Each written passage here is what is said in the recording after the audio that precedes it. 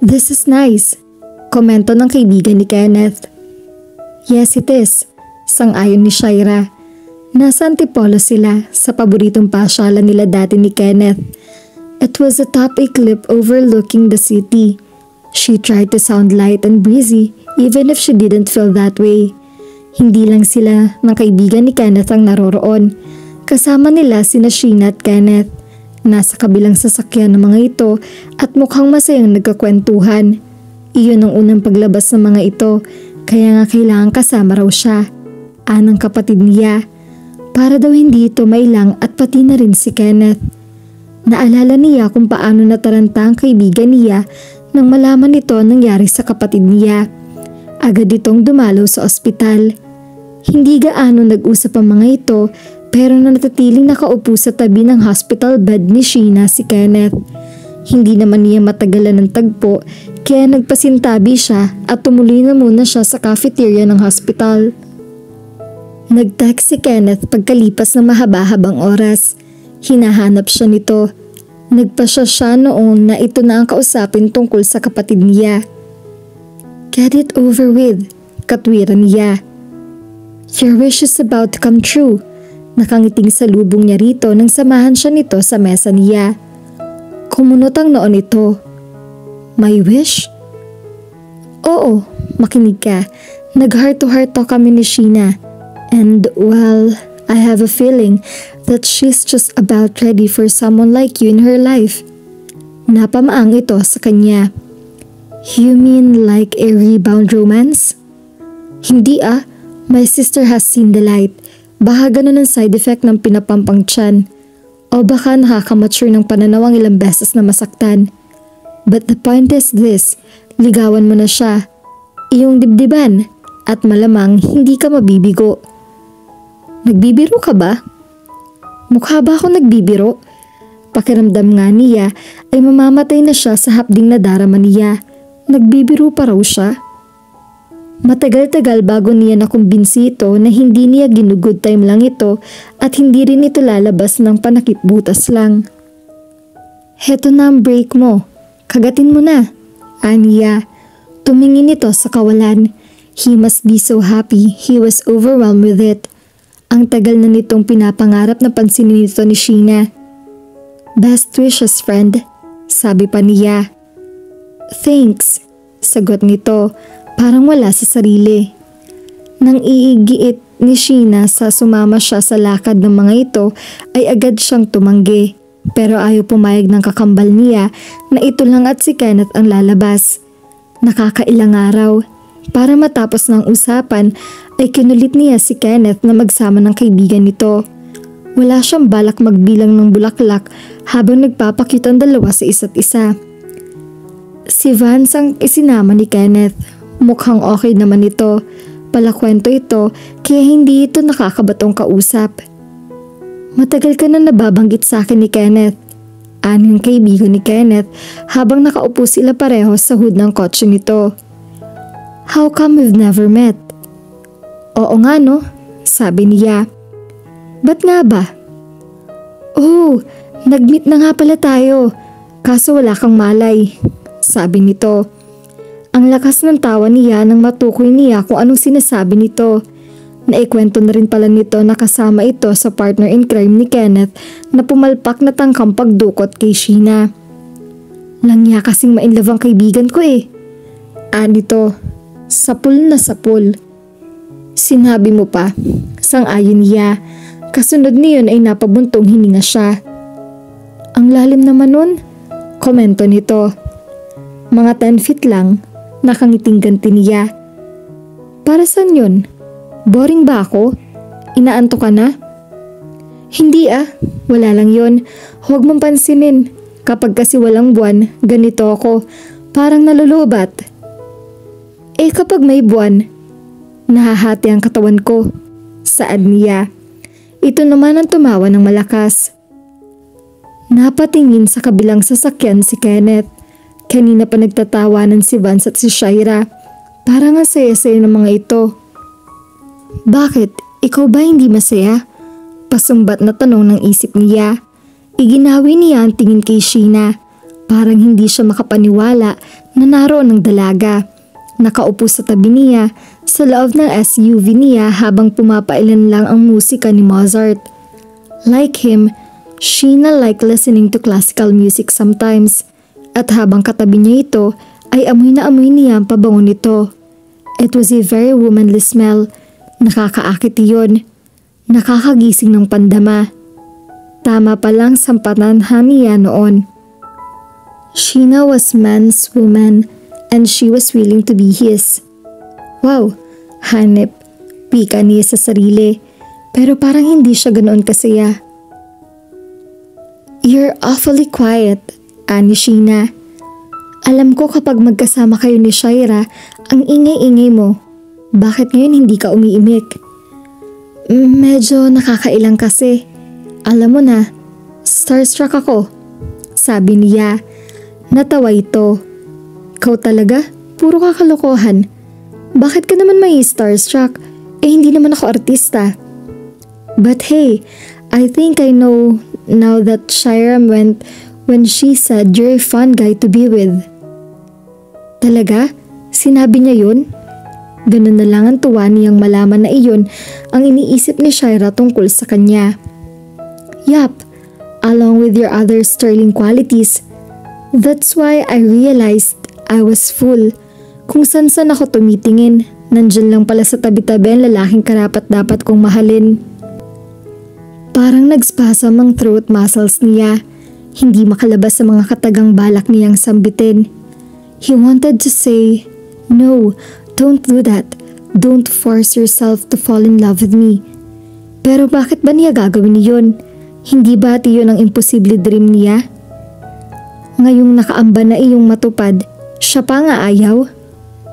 I'm just panicking, katwiran niya.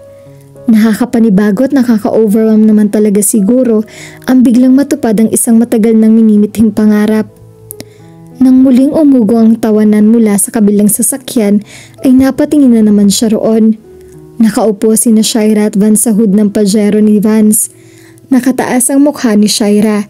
Humahalakak ito ng walang pakundangan. Si Vance ay nakatingin dito. Hindi ganon kalayong distansya nila sa mga ito kaya naaaninag niya ang itsura ni Vance. He was looking at Shaira as tough he would her fascinating. Bakit pa hindi? She is a fascinating woman. Anang isip niya. Add lovable, smart, dynamic. What the hell are you doing? Natigilan siya. Bakit ba niya iniisa-isa sa isipin niya ang magagandang qualities ni Shaira? Bakit si Shaira ang pinapansin niya, gayong nasa tabi niya ang babaeng pinapangarap niya noon pa? Focus! Utos niya sa sarili. Nang balingan niya si Shaira, nakita niyang nakatingin ito sa kanya. So tell me, how are you feeling? Sabi niya rito. I'm good, anito. Honest, you're a nice guy, Kenneth, sabi ni Sheena. Dapat siguro ay noon ko pa napansin yun. Hindi na sana nasayang ang pagkakataon. Oo nga, sang-ayon niya. Pakiramdam niya, dapat ay nasa ikapitong langit siya. Pero ni sa unang baitang ng langit ay hindi yata siya nakarating kung nararamdaman niya ang mga sandaling iyon ng pagbabasehan. He should have his head examined. There seemed to be something terribly wrong with him. Inhilig nito ang ulo nito sa balikat niya. He waited for the warm and tingly feeling to fill his being. Pero wala siyang naramdaman. Ganoon pa man ay hinaplos na lang niya ang buhok nito. Bakit ba sabihin nito na parang may tuod? Habang ginagawa niya iyon ay sumusulyap uli siya sa kinaroroonan ni Shaira at Vance. Mukhang kumakain ng mani ang mga ito. Ibinabato ni Shaira sa ere ang mga butil at sinasalo nito ang mga iyon. Naeengganyo rin yata si Vance na gayahin ito. Dahil sa pagbabato at pagsalo ng mga ito ay may mga pagkakataong nagkahambungguan ng mga ito. Ilang beses na umaalingaw-ngaw ang mga tawanan ng mga ito. He suddenly wanted to rush out of the car and join to them. Better yet, push Van out of the way. Shaira was having fun. Masaya nga pala talagang kasama si Vance. Dahil doon ay madali niyang nakagaan ang loob ito. Mabuti na rin pala nakahanap ako ng bagong friend. Mukhang mababawasan na ng malaki ang time sa akin ng dating best friend ko. Sumagi iyon bigla sa isip niya. Kanina pa niyang palihim na sinusulyapan sina Sheena at Kenneth. Mukhang kontento sa pakikinig ng tugtog at pag-uusap ang dalawa. She even heard the faint strains of a Mozart sonata. Napangiwi siya. Hindi katulad ni Sheena, wala siyang hilig makinig sa classical music. Nakakatulog siya kapag gano'n ang tugtog. Meant for each other nga siguro talaga sila. Sa hilig pa lang, pareho na sila. Nais sa loob niya. May lungkot na nagtangkad na namang bumalot sa kanyang bunsod ng bagay na iyon, pero agad niyang pinigilan iyon. She should be happy for the two, hindi yung para siyang nagsasenti. Sa tingin mo, matitiis mo bang makasama uli akong lumabas? Tanong sa kanya ni Vance. Iyong hindi nadakilang chaperone ng papel natin. Bakit naman hindi? Sagot niya. Basta ba huwag ka magpapalibre sa akin, walang problema. Ang lakas na naman ng tawa nito.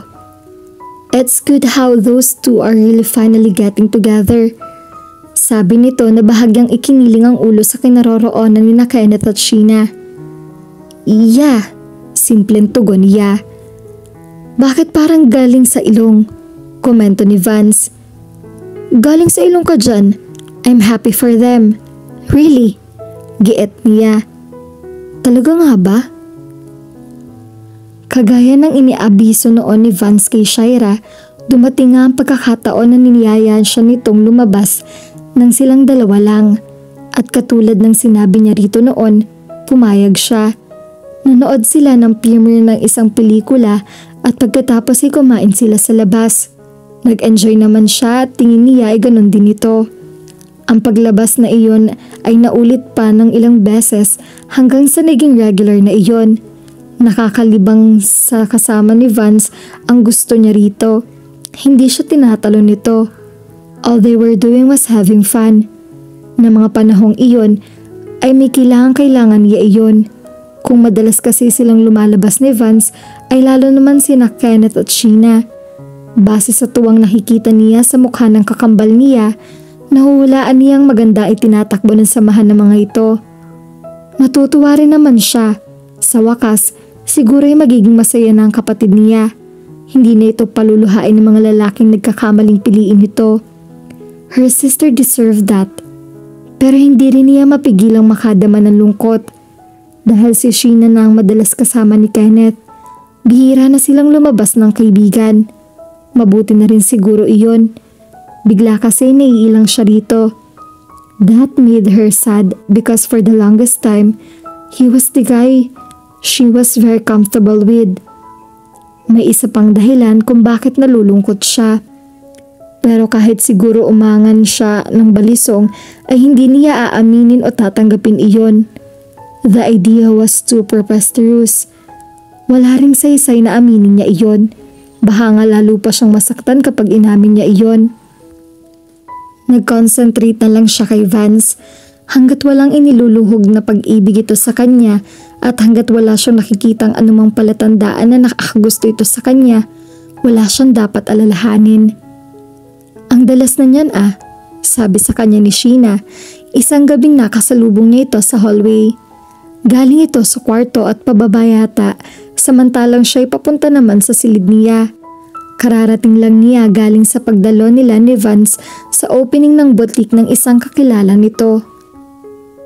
Ang alin? Tanong niya. Ang date niyo ni Vance. Tell me, kayo na ba? Parang kinikilig ito. Hindi no? Bakit hindi? Sa hindi. Sure ka? Cute naman siya Mukhang kalug din. Yeah, he's all that and more. Oh, iyon naman pala Bakit hindi mo pa sagutin?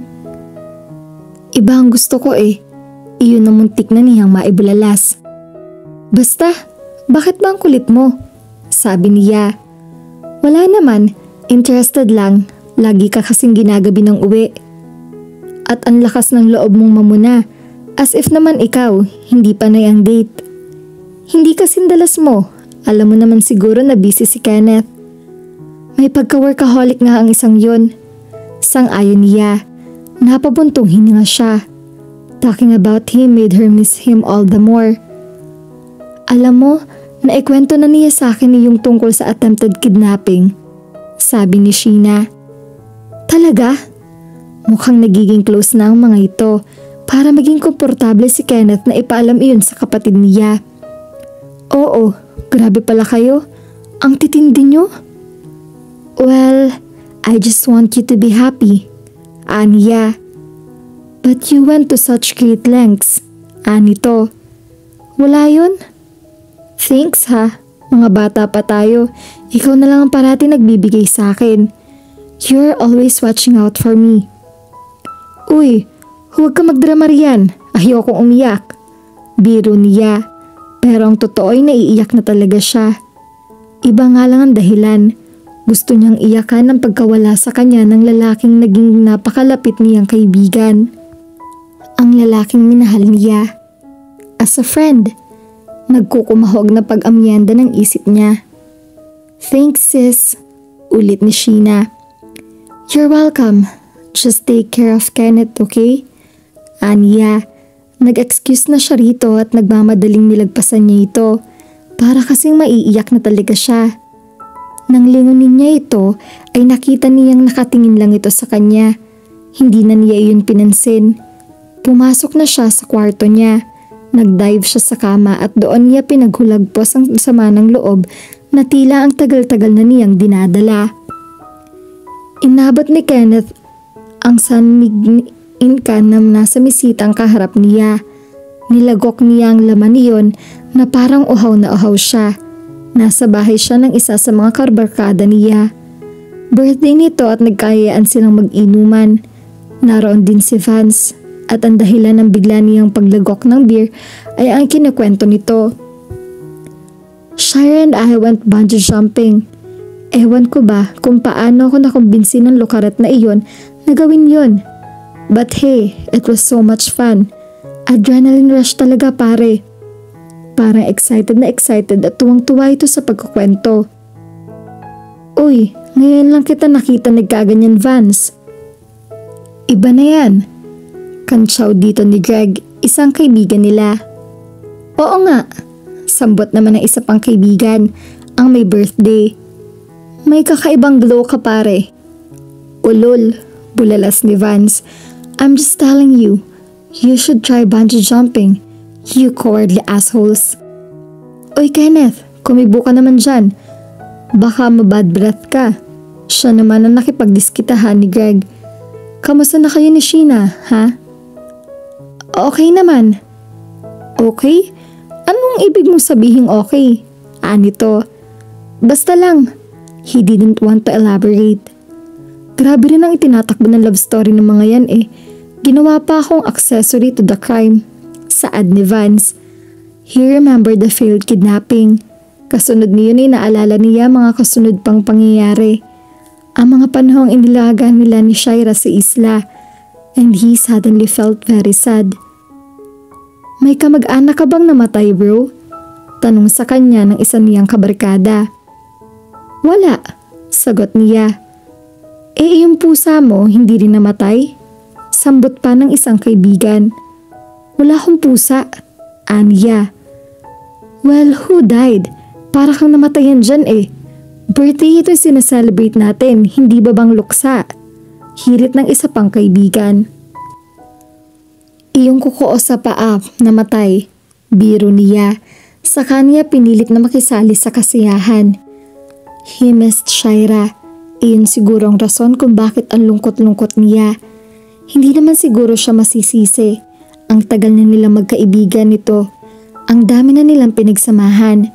Kung may maisisisi sa kanya, iyon ang pag-iwas niya rito. Kahit kasi nagkikita sila madalas ni Sheena, pwede naman siyang gumawa ng paraan para makalabas pa rin sila ni Shira. Pero parang tutol ang kalooban niya na gawin iyon. It didn't feel right.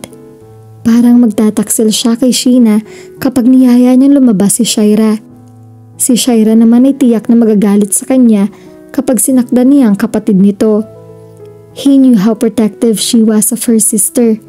Kaya nga naisipan nito na kidnapping scheme para magkaroon ng pagkakataong magustuhan siya ni Sheena at nang hindi na raw ito paluhain ng mga lalaking napipiling nito. Kaya hindi niya pwedeng saktan ng damdamin ni Sheena. Si Shaira makakalaban niya kapag ginawa niya iyon. That is the most ridiculous thing I have ever heard. Bakit niya nararamdaman na nagtataksil siya kay Sheena samantalang kaibigan lang naman niya si Shaira? Could it be because his heart seemed to be long for the something more? Uy pare, imbitado ka ha? Pahabol na sabi ni Vance nang pasakay na sila sa kanya-kanyang mga sasakyan. Saan? Tanong niya. Kita mo tong taong to. Kanina pa akong salita ng salita, hindi ka pala nakikinig. Reklamo nito. Parang ang may sinasabi to kaninang magkasabay silang naglalakad palabas ng bahay ng kaibigan nila. Birthday ni Shai next week. Alam mo namang nasa States si na mommy, kaya ako na lang ang magpapaparty para sa kapatid ko. Alam mo naman yon, inaatake ng topa kapag hindi na i-celebrate ang birthday niya. Nasabi ko na rin sa mga kaibigan natin, ang hindi sure kung makakarating isa. Pero ikaw, kayo ni Sheena, huwag kayong mawawala ha. Sa bahay iyon gagawin. Magpapakater ako. May banda rin siguro. The works. Mahal ko naman ang bunso namin na iyon kahit peste siya kung minsan. Baka naman sabihin ni Shine, hindi naman ikaw ang may birthday, ikaw ang nag-iimbita. Sagot niya. Ang initial na reaksyon kasi niya ay ang tumututol. Iyon ang sagot ng kalooban niya. Batukan ko siya. Ako nga ang gagastos, hindi ako pwedeng mag-imbita. But seriously, okay lang yon. Marami pang imbitado. Aasahan ko kayo ha. Sige, titingnan ko. Aniya. Huwag mong tingnan. Gawin mo. Anito.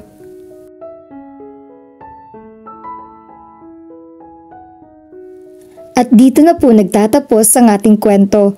Sabay-sabay po nating abangan ang susunod na kabanata. Maraming salamat po. God bless and stay safe.